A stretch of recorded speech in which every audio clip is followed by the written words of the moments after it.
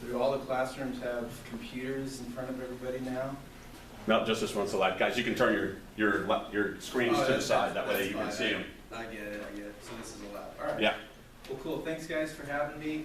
My name is John Sigety, as Leon or Mr. Friedrichs already told you.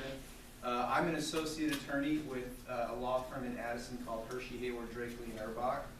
I do mostly commercial litigation there, which involves going to court and litigating, mediating, taking depositions, all that kind of stuff. I mean, I don't do any criminal work or anything like that, but it's all civil stuff, so lawsuits and that kind of thing.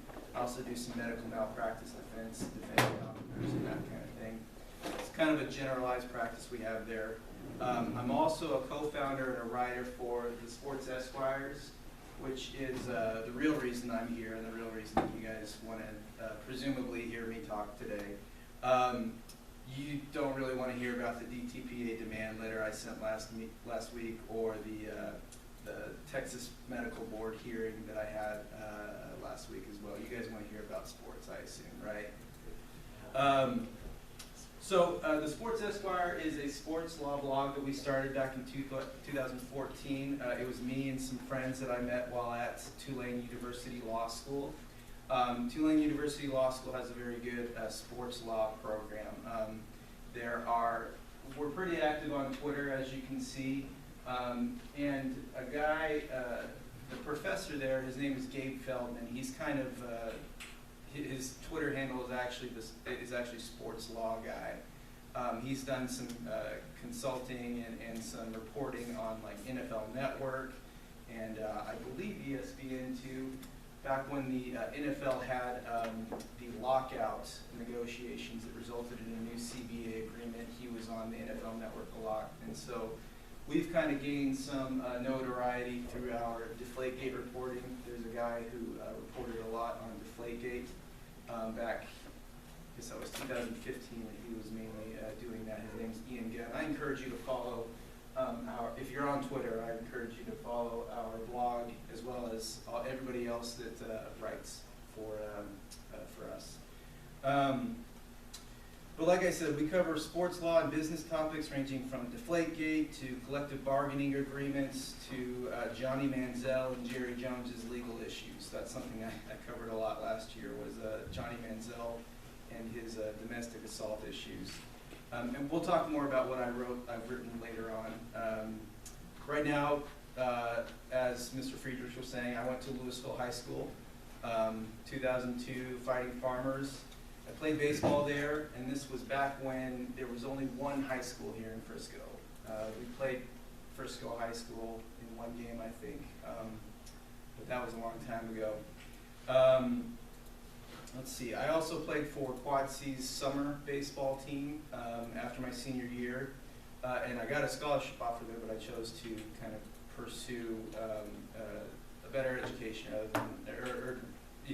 where I could, a four-year school. Turns out I was good enough for junior college baseball, but not quite good enough for D1 talent. But in the end, it was probably a good idea because Quad C's baseball program shut down the year after I graduated from high school. I ended up going to Brigham Young University for political science, and I minored in Portuguese. That's where I met my wife and eventually decided to go to law school as well. I served a mission for my church in Brazil. I learned Portuguese there. This was from 2003 to 2005. And that's when I really grew up. I think you guys will find that after you go to college and make your way in the world, that's when you'll really learn a lot of things and grow up and learn to make your way in the world. In 2009, I started at Tulane Law School. Like I said before, they have a great sports law program. Is anybody in here thinking about going to law school at some point? I know it's early, but that's okay. It wouldn't be a good idea to pursue other paths.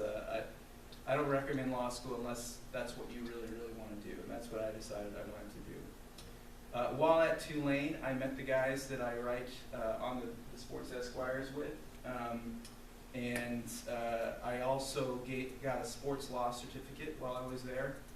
That's something that you can learn. They have a lot of speakers who come. They have a baseball arbitration competition there, and it's a really great experience. I wish I had done even more while I was there. There's a sports lawyers association that I wish I'd gone to. There are sports law internships that I wish I could have gotten as well. There's always something more that you can do. Prior to where I'm at right now, I was at a firm in Dallas called McDonald Devon, and I was also with the Berry firm. I did insurance defense there, which was some great experience. Going to court, a lot of lawyers don't get to go to court early on in their lives, but really it was nothing related to sports law, but still it was a great experience. So I'll go ahead and talk about the industry. I will say that the people coming after me today probably have a little bit better insight on what it takes to get into the industry, the sports industry, because a lot of them are already there. And strictly speaking, I'm not really fully part of the sports industry since I don't get paid for it, but I am gaining experience, and I'm trying to make my own path and gain my own recognition through, writing my own articles, gaining my own experience with the sports Esquires. And to tell you the truth, it's really difficult for anyone to just jump into the sports industry, especially the sports law field. My recommendation for anyone, whether it's in sports law or business related to sports, is to make yourself as marketable as possible first, and then start looking for those sports law jobs. If you aren't able to get a job in the industry right away, work to gain as much experience as you can. And I think that this is a good start. I think you guys perform internships and that kind of thing, and this is a good way to start. Sports law really is an amalgamation of several different fields. Labor law, antitrust law, contracts, mergers and acquisitions. Most of the sports lawyers I know worked in several different other fields before they ever got into sports law, before they ever started working for a team or working for an agency or something like that. They worked in those fields, they gained experience, and that's really the way to go. So my recommendation is to make your own way. If you aren't getting jobs in the industry, do your own thing, gain your own notoriety. In my case, I got together with other Tulane law grads and started a blog. And we get some recognition. We have several followers on Twitter. It's not a huge thing yet, but we're making our own way and we're getting some notoriety. And do everything you can to make good first impressions.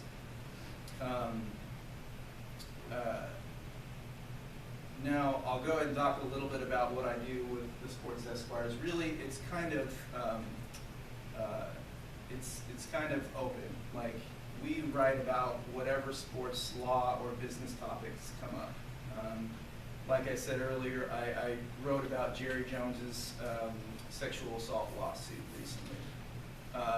That was something that was easy for me to write on because I was working in downtown Dallas, and I was able to go to the court proceedings surrounding those hearings. I also was able to go to some court proceedings for the Johnny Manziel issue, Johnny Manziel assault. I don't know if you can pull that up. If you want the off the Twitter page or off the web page? Off the web page. If you go to staff. Give me 1 second here. Yeah, sure. I assume you're in control. And Ryan Ingram. Yep, give me a second here. No problem. Let's go back here.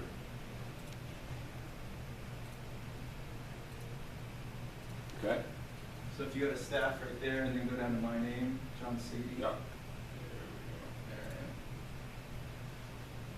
You should be able to scroll, go to articles by John right here. Got it. And then if you click on that one right there, breaking down Johnny Manziel, that's actually me right there, just in the courthouse. I mean, court proceedings are generally open, and so I heard about this, and this is like one of the stock photos that somebody took, and that some reporter took and has blasted on like NPR and ESPN and other websites. And so I use this picture. I didn't take it. I don't have rights to this picture, but kind of when it goes out into the public domain like this, I just want to use it. So yeah, I sat behind Johnny Manziel and was there for his indictment hearing. So that was pretty cool. I mean, I didn't have any business being there necessarily, except that I wanted to get online, write about this. I thought people would be interested in it, and I actually live tweeted the thing. It was kind of funny because the number one tweet that I got from this, the main tweet that got the most mentions and retweets was me telling everybody that Johnny Manziel's attorney walked in with a cowboy hat on. And everybody thought that was really funny, because that was very Texas of him to do. I've also been writing lately on the Oakland Raiders' potential move to Las Vegas. I'm originally from Las Vegas. I moved here when I was 12, and so that's kind of interest to me. You can pull that up if you want. That's my second most recent article that I've written. Yeah, close to some, yeah, right there.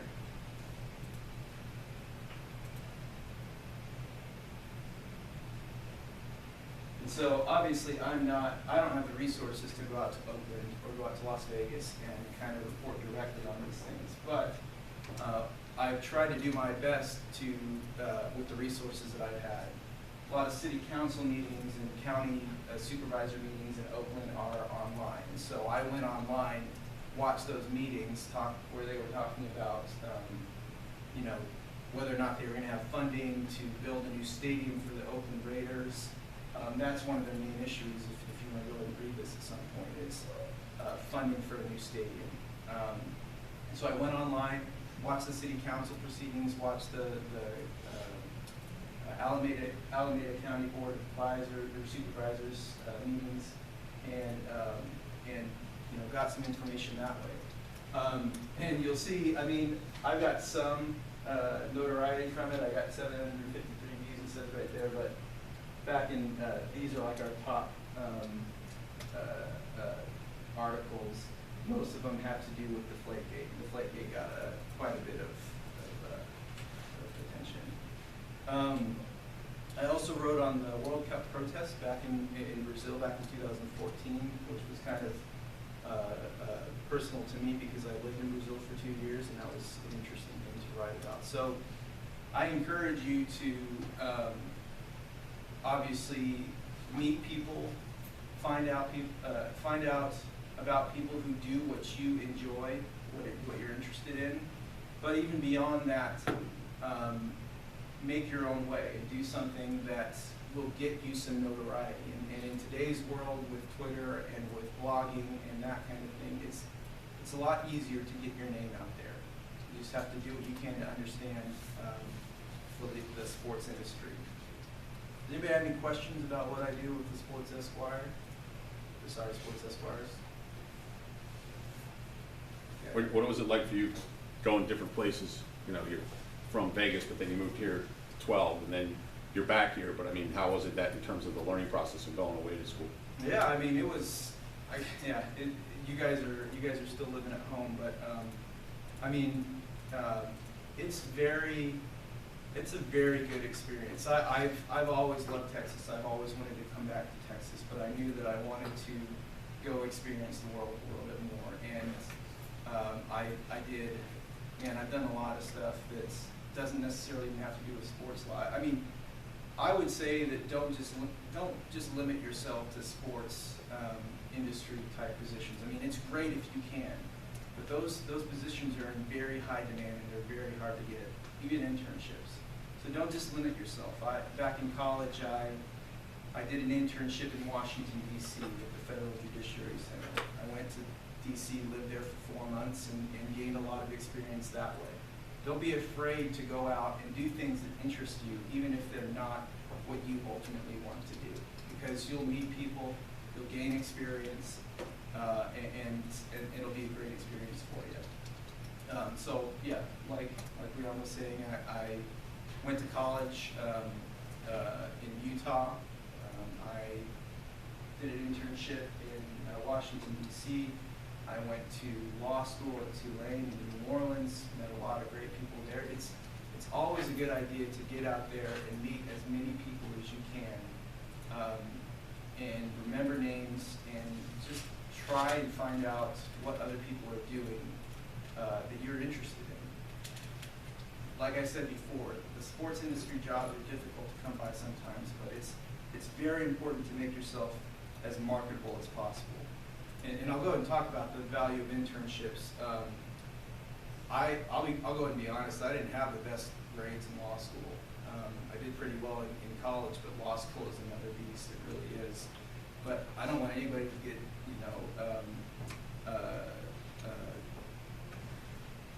down if you're not doing as great as you can in law school or in college or even in high school.